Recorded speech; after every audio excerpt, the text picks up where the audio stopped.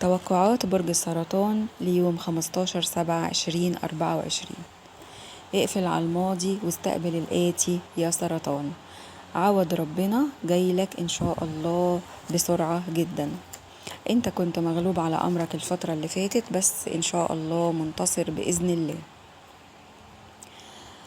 بسبب انتقال أو دخول كوكب عطارد في مدارات الحظ والمال الخاصة بالبرج بتاعك، عندك انتهاء للأزمة المالية وانفراجة قوية جدا إن شاء الله.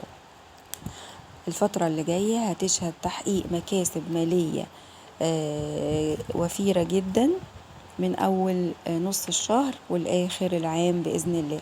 حاول تستغل الفرصة وتستثمر الأموال دي يا سرطان.